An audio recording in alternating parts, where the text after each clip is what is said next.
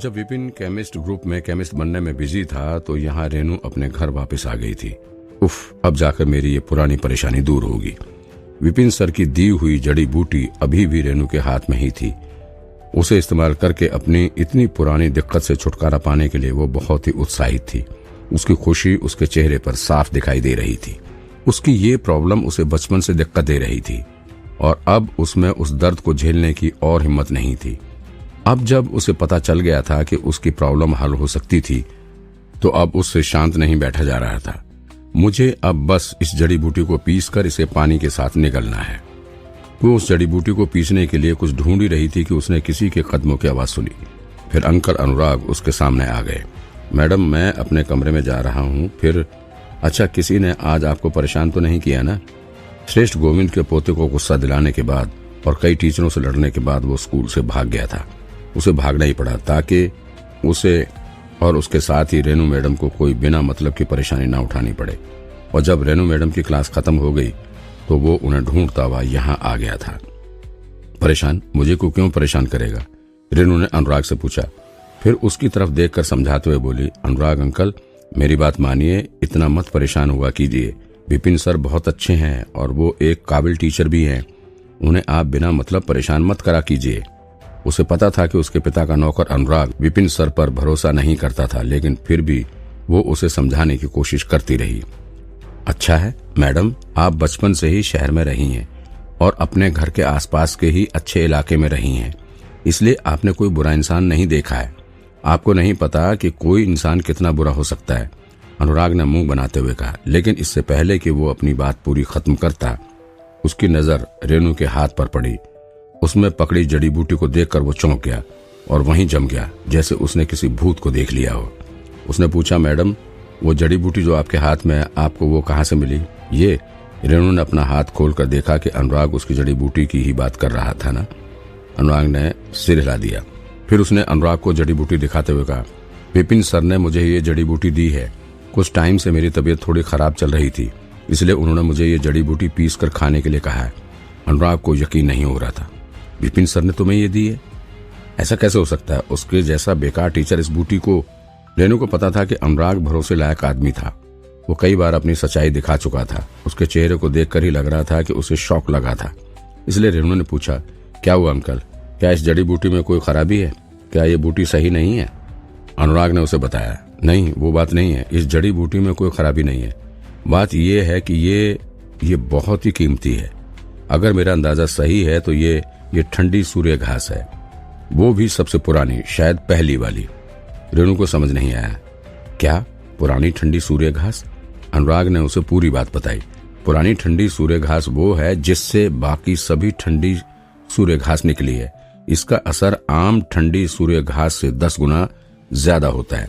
ठंडी सूर्य घास कीमती नहीं होती, लेकिन ये बहुत ही महंगी होती है। कुछ टाइम पहले जब मैं मेयर साहब के साथ देश में घूम रहा था तब मैंने एक बार इसे देखा था।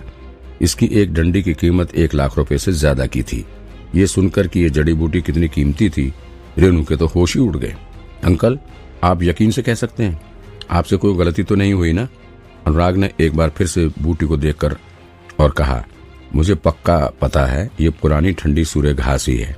मैंने आज तक इससे ज्यादा कीमती कोई जड़ी बूटी नहीं देखी है, इसलिए मैं यकीन के साथ कह रहा हूँ ये वही है। रेनू ने हल्की आवाज में कहा, पुरानी ठंडी सूर्य घास, 1 लाख रुपए? अनुराग को यकीन नहीं हो रहा था, लेकिन जैसे वो इस बात को सुन रहा था वैसे वैसे उसके दिमाग में विपिन की इमेज बदल रही थी। आपने कहा उस विपिन सर ने आपको ये दी है? रेनू ने सिर हिलाकर कहा, बिल्कुल। वो तो स्कूल का सबसे बेकार टीचर था। उसकी सैलरी तो टीचरों में से भी सबसे कम ही होगी ना। फिर इतनी कीमती जड़ी बूटी इतने आराम से कैसे उसने दे दी?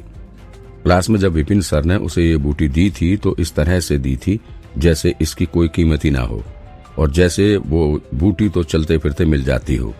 यहाँ तक कि उसे संभाल कर पैक भी नहीं किया था, इसलिए रेनू को पता ही नहीं चला कि इसकी कीमत कितनी होगी। 1 लाख रुपए? इतने में तो एक घर खरीदा जा सकता था राजधानी में, वो भी ऐसा वैसा नहीं, एक बड़ा घर। रेनू की आंखें भर आई। मैं ये गिफ्ट नहीं ले सकती, ये बहुत ज्यादा कीमती है। ये सोचते हुए रेनू सीधी खड़ी हुई और उसकी आंखों में एक इरादा नजर आने लगा। उसे अपनी परेशानी दूर तो करनी ही थी, लेकिन एक स्टूडेंट होकर वो बार बार अपने टीचर से गिफ्ट नहीं ले सकती थी।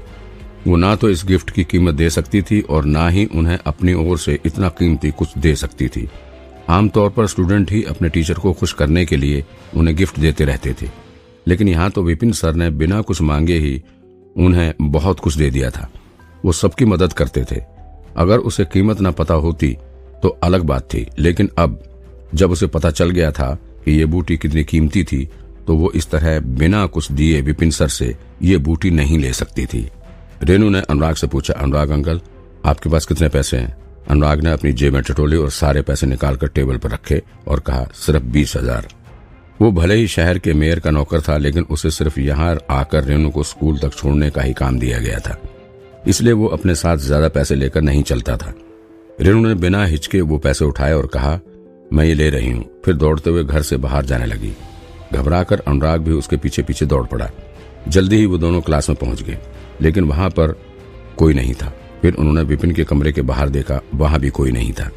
रेनू मैडम को घबराया देखकर अनुराग ने फौरन अपने कनेक्शन यूज किए और पता लगाया कि विपिन सर केमिस्ट ग्रुप में थे। जाने से पहले विपिन ने ये बात किसी से नहीं छिपाई थी कि वो कहाँ जा रहा था, और मेयर का नौकर होने की वजह से अनुराग की जान पहचान दूर दूर तक थी, इसलिए ये पता लगाना कि विपिन कहाँ था उसके लिए मुश्किल नहीं था। केमिस्ट ग्रुप, कहीं विपिन सर ने ये जड़ी बूटी वहीं से तो नहीं ली? रेनू ने पूछा। फिर कुछ सोचकर बोली, अनुराग अंकल चलिए हमें चलकर विपिन सर को खोजना है, ये बहुत जरूरी है। अगर उसने ये पैसे विपिन सर को अभी नहीं दिए तो वो बहुत शर्मिंदा होगी, और उस हालत में इस जड़ी बूटी को वो अपने पास कैसे रख सकती थी? अगर कोई उसके साथ इतना अच्छा बर्ताव करेगा तो वो भी उस इंसान के साथ सेल्फिश कैसे हो सकती थी? इस जड़ी बूटी की कीमत जानने के बाद वो बिना कुछ बदले में दिए इस जड़ी बूटी को खाने की सोच भी नहीं सकती थी। जल्दी ही वो दोनों केमिस्ट ग्रुप में पहुंच गए थे। अब जब वो इस बिल्डिंग में आ ही रहे थे तो यहाँ पर विपिन सर का पता लगाने में उन्हें ज्यादा परेशानी नहीं हुई। वो सारिका के पास गए जो अभी भी मुंह लटकाए ही बैठी थी। उन्होंने उससे बात की। तुम्हारा मतलब विपिन सर अभी केमिस्ट के शिष्य बनने का एग्जाम दे रहे हैं? विपिन सर मतलब वो आवारा लड़का? विपिन एक टीचर है। सारिका को अपने कानों पर यकीन नहीं हो रहा था। 1 मिनट बाद वो होश में आई और बोली, हाँ वो अभी केमिस्ट का शिष्य बनने का एग्जाम दे रहा है। रेनू और अनुराग एक दूसरे की तरफ देखने लगे। केमिस्ट के शिष्य का एग्जाम? अनुराग के चेहरे पर साफ दिख रहा था कि उसे इस बात पर अब भी यकीन नहीं था। अनुराग ने कहा, इस एग्जाम में कैंडिडेट को लाखों जड़ी बूटियों के इस्तेमाल और उनकी जानकारी याद करनी पड़ती है, और ये लाखों ऐसे ही चलते फिरते याद नहीं हो जाती। मैं कई लोगों को जानता हूं जिन्होंने ये एग्जाम दिया है। बिना सालों तक मेहनत किए इस एग्जाम में पास होना नामुमकिन है। रेनू को भले ही केमिस्ट एग्जाम के बारे में कुछ ना पता हो, लेकिन एक मेयर का नौकर होने की वजह से अनुराग को इस बारे में बहुत जानकारी थी। उसे पता था कि ये एग्जाम कितना मुश्किल होता था। अनुराग ने सारिका से पूछा, वो जरूर इस एग्जाम में फेल हो गए होंगे। मैं जानता हूँ ये एग्जाम बहुत ही मुश्किल होता है। फेल? पहले मुझे भी यही लगा था। थोड़ी देर पहले हुई घटना को याद कर करके सारिका को रोना आ रहा था। उसने अनुराग को बताया, इस एग्जाम में 3 राउंड होते हैं। पहले राउंड में पेन पेपर टेस्ट होता है जिसमें ये सब पूछा जाता है, और उस राउंड में उसे परफेक्ट स्कोर मिला था। अभी वो दूसरा राउंड देने के लिए गया है। Perfect score? अनुराग हैरान रह गया। पहले राउंड में ही कैंडिडेट की जड़ी बूटी का ज्ञान और उसे इस्तेमाल करने की समझ देखी जाती थी, और उसके लिखे लाखों जड़ी बूटी के बारे में याद करना होता था। कई लोग यही काम करते करते बूढ़े हो जाते थे, लेकिन ये टीचर जिसे आज तक अनुराग एक बेकार इंसान समझता था, वो इस एग्जाम में पास हो गया, वो भी परफेक्ट स्कोर लेकर। किसी को बिना पलक झपकाए इतना कीमती गिफ्ट दे देना, रेनू जैसी लड़की को खुश करके उसे अपना स्टूडेंट बना लेना, और अब इतनी मुश्किल एग्जाम में परफेक्ट स्कोर के पास होना। क्या ये टीचर सच में बेकार था भी, जैसा लोग इसे मानते थे? आज पहली बार अनुराग को लोगों के चर्चों पर शक हो रहा था।